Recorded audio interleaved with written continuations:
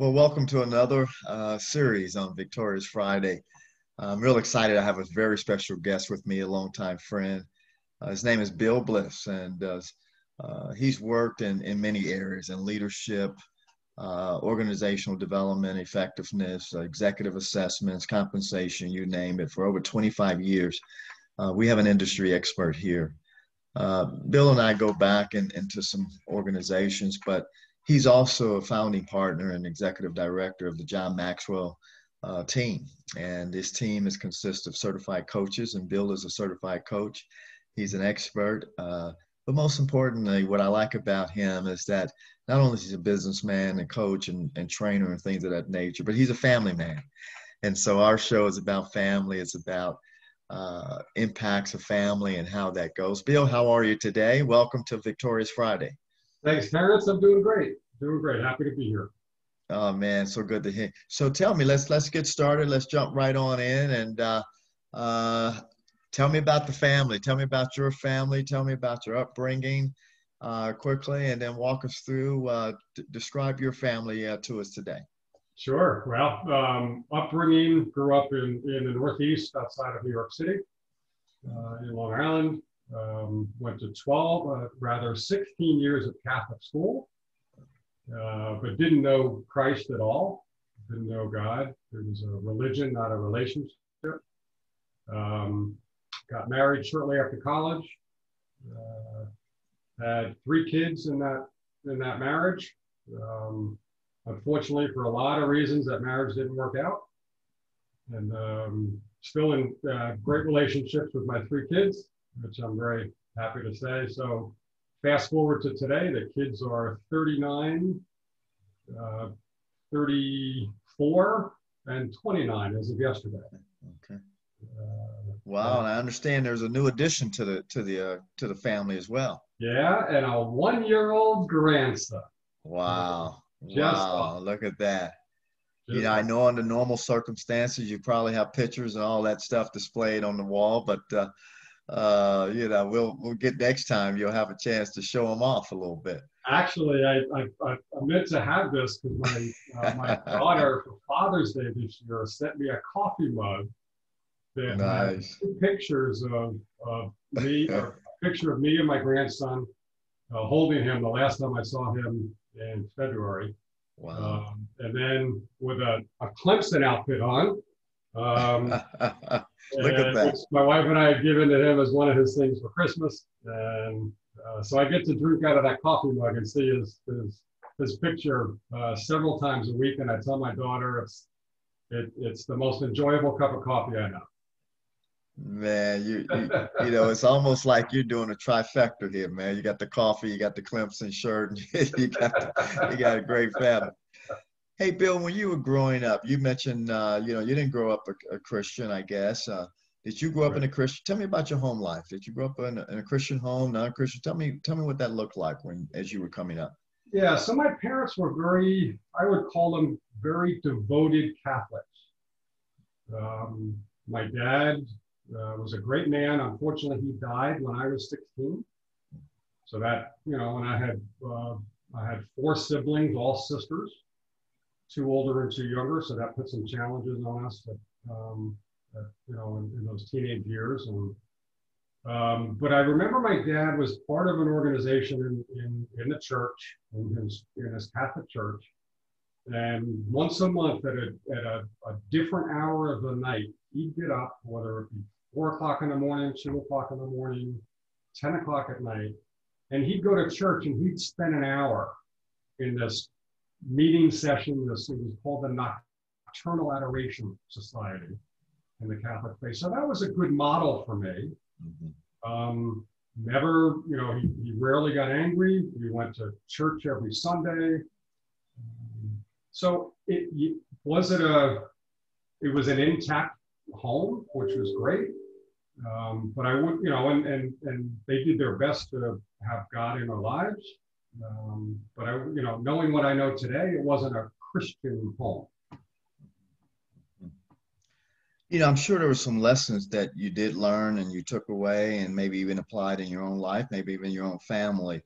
Any lessons that you can remember that came out of your early upbringings? Yeah, I think my dad had just an incredible amount of patience. Mm. Just an incredible amount of patience. Mm-hmm. My mom was the OCD type, and you know, obsessive compulsive. She was the one who worried about whether the plug in the ironing, you know, the plug in the iron was taken out of the wall and turned off. Terence, I remember on one vacation, we were an hour away from the house. And my mother said, I don't know if I unplug the iron. We have to go back. We have to go back. And my father just not say a word. He made the first U-turn he could. And this is with 7 of us packed in a station wagon. and we had a 6 or 7 hour trip ahead of us. And he just turned around, opened the door for mom, let her in the house. She came back all smiles, and we took off again. So patience is one thing I really learned from him. Man, he's a good man. He's a good man. Not many would do that. No. Well, he got smart. He got smart. In later years, he would actually send my mom out to get her hair done on Saturday morning.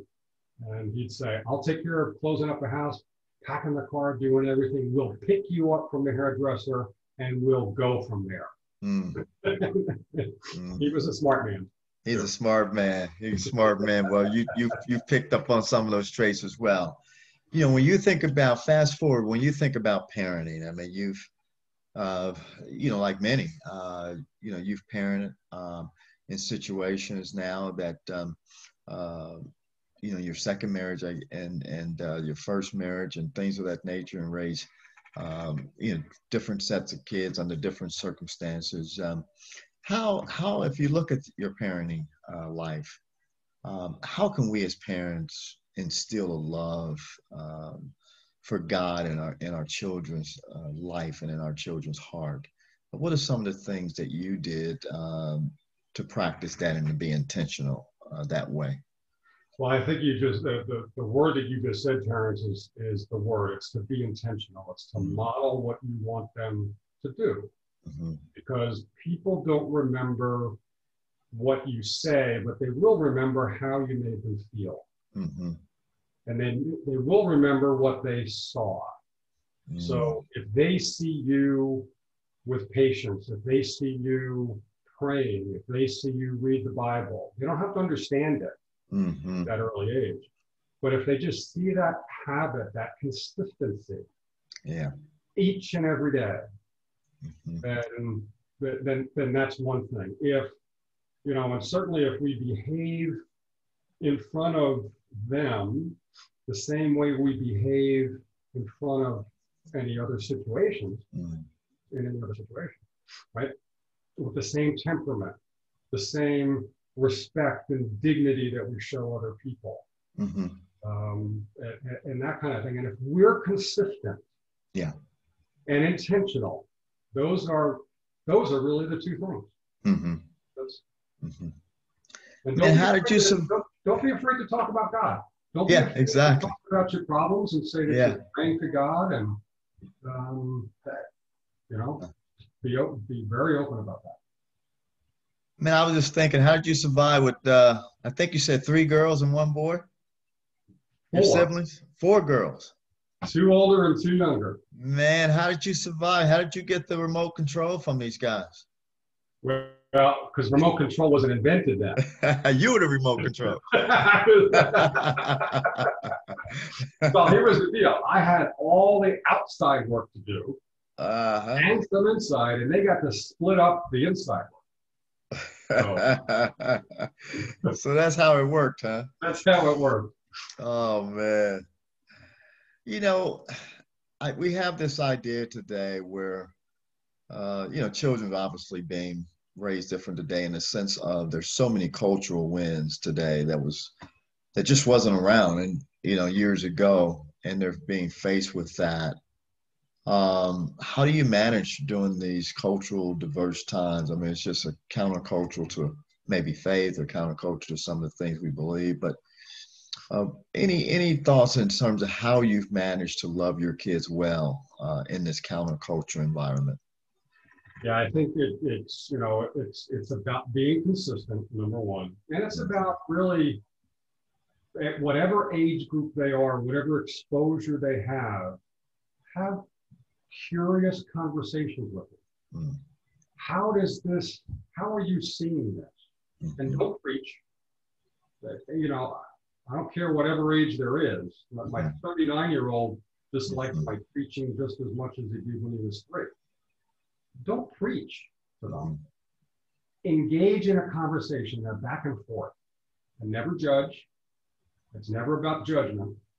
It's about just engaging in that conversation and then helping them maybe ask, I'm a coach, right? I'm a leadership coach. So what comes to me naturally is asking questions. Yeah.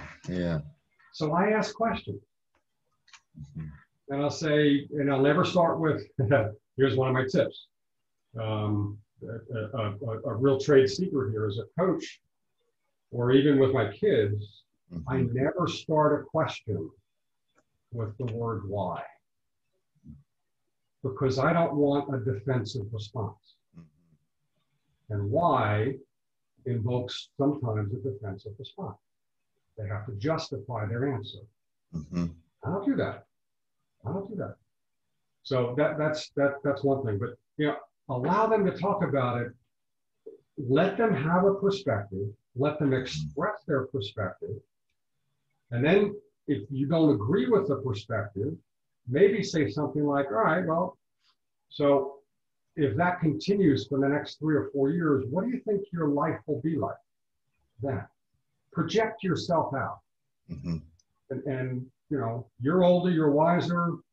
What's life going to be like 3 or 4 years from now, with that perspective? Good, bad, or indifferent? Yeah, absolutely. What would you say some of the things you did, Bill, you and your wife did raising your children that maybe was different than your parents? That was different in the way you were raised as a child, or what was very similar? Yeah, let me answer that a different way, if I may, Terence. I wouldn't say, in all candor, in my first marriage, I was a good parent. I wasn't. Not at all. But in the years that I've gained the gray hair, and I've become a mentor to some men's groups through our church, and one of the books that has had a profound impact on me is a book entitled "How to Really Love Your Child." I don't know if you're familiar with that. It's by a child psychologist or psychiatrist by the name of D. Ross Campbell, I believe his name is. And he really talks about 3 of the things he talks about in raising your kids are, number 1, have eye contact with them. Number 2, have physical touch with them. Appropriate physical touch. Yeah. And number 3, have focused attention. So when you're having conversation with them, they should be the only one that you're focused on. They should have the feeling that they're the only one in the room. That they have your undivided attention. And so I can give you more things I did terribly as a parent, but I'd rather give you things that I've learned since then. Yeah, right? That's good. That's real good, my friend. When you look back, obviously parenting in this phase of life is different than when they were coming up. Sure. If you look back on it and you look forward, as a dad, we believe there's never a time in a child's life they don't crave the love of the father. I don't know what's unique about it, but it's just like innately they understand the love of the mom, but they crave the love of the dad. And is that something that you see? And how do you, now that your children are grown and out of the house, so to speak, although you're still serving as a parent in some capacity, but things obviously changed from when they were growing up. if you were to look back and some of the things, like you said, you may have not been a perfect dad. None of us have been a perfect dad. But if you had to kind of redo something, redo anything over in raising your kids, what would it be? Anything come to mind? Yeah. I really, really deep down get my priorities straight. And I don't know straight. I mean, my kids were, for a lot of reasons, we don't necessarily have to get into here, but my kids were not my priority. My career was my priority, and it showed. Yeah. And it really showed. Yeah. Well, one of the things I want to stay there for just a second, because one of the things we work with marketplace leaders around the world. These are CEOs, executive leaders, and they're building companies. I mean, they're passionate. They're to them, that's a baby, it's a child almost that they're raising. Sure. And sometimes, unintentionally, we could get off focus, right? Our priority, and we can spend so much time in trying to build an organization that that is hard to balance, and we lose perspective of the home. What is the best way to perhaps maybe some ideas to defend against that, because you've been a marketplace leader, you are a marketplace leader, and you've raised children to the best that you could. What lessons were learned, and specifically speak for the marketplace leader? Sure. So I to me, Terence, I think it's really about setting your intention, setting your expectations, never thinking that you'll ever have this thing called work-life balance. Because I think as an executive in an organization, honestly, I think it's an oxymoron. That might be, politically incorrect these days, but hey, that's been my reality. Right? So, but because of that, you can have seasons.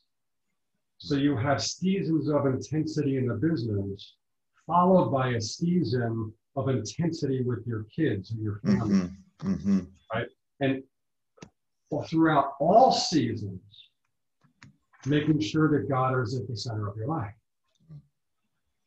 I mean, that's and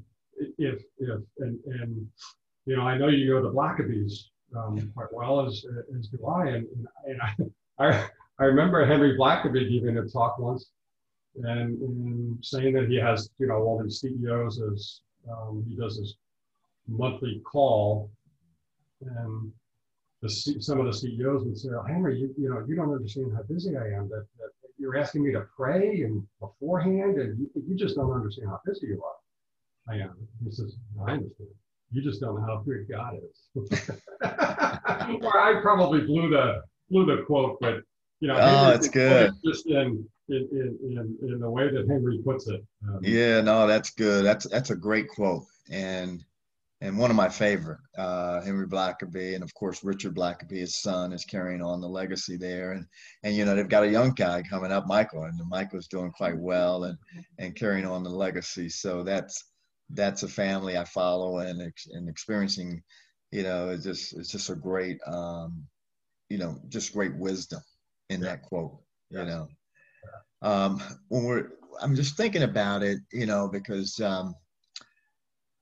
you give advice every day, but you really coach people to come with their own advice, right? That's right. I don't give advice at all. Right. You just coach them through the process. Right. And tell me a little bit about, kind of your coaching and practice and what you're doing, and maybe what lessons that you may be able to extract from your professional life that you're also applying in your personal life. Sure. So the kind of coaching practice I have is generally fairly senior leaders, CEOs, their direct reports in the eastern half of the U.S. It actually can be greater than that with virtual technology these days, right? So I've got CEOs, I've got CFOs, any kind of C-level executive Mm. in any functional area. Again, I've been doing this for 20 or 25 years. Mm. So I've got kind of a track record of it. And I've got, thankfully, a lot of great success stories. The coaching faculty member of the John Maxwell team was, I think, is brilliant. And he really helped me significantly up-level the skill and the ability that I can bring to these leaders as a coach. So, so that's something about the business. And we do succession planning, and we do all kinds of organizational things as well. Mm-hmm. But, so some of the lessons I've taken are really, I'm going to sound like a broken record here a little bit, but it's about intentionality. Mm-hmm. It's about priorities. It's about consistency. Mm-hmm. And those are the lessons that if you apply in the marketplace world and you apply in your home life, your life is going to go well. It's going to go well. So if you've got daily habits that you do, and in mine, the first thing I do after I have a bottle of water and get my cup of coffee is I sit down and I open up my Bible. I'm reading in it, or I'm doing a study. I've been in a study of the Sermon on the Mount for the past 4 months, just the Sermon on the Mount. And that was after finishing probably a 8-month study of just the Gospel of Matthew. And I take a little bit every day. I think into it. There's a lesson there. There has to be a lesson there because that's how God speaks to us. And I look for ways to apply that lesson throughout the day or the week. Yeah. If you're consistent from one life to another, then life just becomes a whole lot easier and a whole lot less stressful. That's what I want. Yeah, no, that's good. That's good, Bill. I was just thinking, John always talks about the 5-level leader. Yeah. And you probably know the tiers by heart. Sure. And I was just thinking, what would be the tiers for a 5-level parent? How can we compare, those pillars with 5 levels of parent? Yeah. I mean, it's something I love to maybe let's kick around a little bit and see could we get there, right? Because what's that first level? It starts first level is positional. Yes. Right. So as the positional parent, do this because I'm a parent and I told you so. Mm-hmm. Right.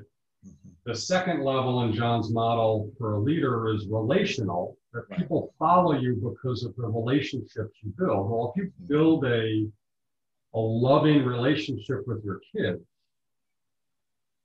they're going to follow you. They're going to listen to you. They may not always do what you want them to do, but that's not what relationships are all about. It's about give and take, and it's about trust, and it's about caring and loving. The third level in John's model is about production. People follow you because of the results you get. And if your kids follow you because of the consistency that they see in your behavior, producing the results that you're looking for. Now, we're all going to run into problems, right? There's no problem-free life. Yeah. But if our approach is consistent, if our attitude is consistent, if we are, upbeat about it, if we're always in a learning, growing mindset, that's about getting results. Yeah. Again, clearly off the top of my head on this one, but I love it. Oh, that's good. And then, so the fourth level is developing other people. Mm-hmm. And as a parent, you want to develop your kids to grow up to be, number one, have the same love of God that you do, to know Jesus as their Lord and Savior. And you want to develop them into independent people that they can have an independent life as an adult. So that's, and then the fifth level, the pinnacle, as he calls it, is developing level 4 leaders. And I guess from a parenting point of view, that's in our role as grandparents, maybe. And maybe it's in our role as mentors to to younger parents, where we don't teach them what to do, but we actually help them learn from our significant number of mistakes. Yeah. Wow, Bill, that's powerful. That's just right off the top I of my love head. that, man. I mean, we're talking about level 5 pinnacle parents who's not only investing in their children, but the next generation, Yeah. and seeing that relationship carry forth. We always talk about, to impact a generation, you need to have impact that lasts about 25 years. One generation equals 25 years. That's right. And so in this case, that pinnacle parent, level 5 parent, is one who have not only invested in their own children, but they're also investing in their grandchildren and for generations to come. That's powerful. And yeah, but Terence, hang on. Yeah. But you don't have to be a grandparent to think that you could get to that level 5. Absolutely right. You don't even have to be. I guess it would help to be a parent. Yeah. To get to the level 5, but we've all learned, if we put our heads together, those of us who are 60 and over, put our heads together with all the lessons we've learned about parenting, and gave it to the next generation in a mentoring kind of format, that would be powerful. That would be powerful. Yes. Well, my friend, we have spent some great time together. I'm so excited that we explored that 5 level, not only of leadership, but 5 level of parenting. At least we scratched the surface as to what it could possibly look like. I'd like to leave you with the last word. Share anything on your heart. We're going through quite a bit here in America. We're going through pandemics. We're going through racial issues. We're going through election season. Presidential race. There's so many things happening, but as it relates to family and as it relates to, that's where we prefer to go with it. But anything on your heart that you like to share it as these closing words and remarks? Yeah, what comes up, Terence, is we really, really, really, we have to be so aware of who we allow to influence us. If we allow and pick the right side, the left side, the center, I'm not picking sides here. But if you allow other people with their own agendas and their own agendas for greed or hate or any of that stuff to influence you, it's going to take its toll. You have to, in my opinion, you have to allow godly people to be the ones to influence you, because that's what you're going to rely on, and that's what you're going to be able to use as a kind of a litmus test when you have all these other outside sources of information clamoring for your attention. I mean, there's every day we get bombarded with tens of thousands of messages wanting our attention. What's the filter we're going to put all of those things through? It's got to be God's word. It's got to be scripture. It's got to be his plan, his purpose. And he knew all of this stuff was going to happen, Terence. You know that. He knew about the riots. He knew about the killings. He knew about the elections. He knew about the pandemic. He knew about all this stuff.